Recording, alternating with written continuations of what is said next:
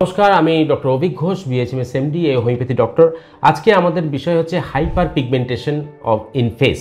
মুখে ঠিক এই অঞ্চল দিয়ে, এই পাশের অঞ্চলটা দিয়ে পুরো মিডলাইন বরাবর এই দিকটা ভালো, এই দিকটায় ছোট ছোট ছোট অসংখ্য স্পট, ব্ল্যাক স্পট ডেভেলপ করেছে লাস্ট 10 ইয়ার্স।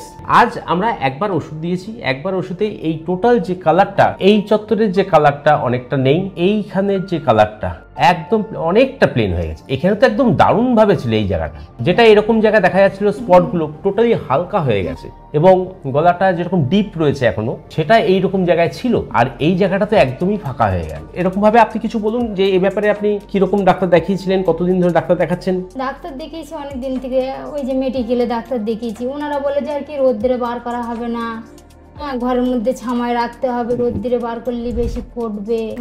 কতদিন ধরে ভুগছে? আবার আজকে 10 বছর। 10 বছর প্রচুর ডাক্তারপত্র হয়েছে, কিন্তু এইরকম রেজাল্ট আমি বেশি দিন আগে ওষুধ দিইনি, আমাদের 1 মাস এখনো হয়নি, কিন্তু রেজাল্ট যা পেয়েছি, এইরকম রেজাল্ট কি আগে কখনো দেখেছেন? কোনো মেডিসিনে কিভাবে এতটুকু এগিয়েছে কি কখনো?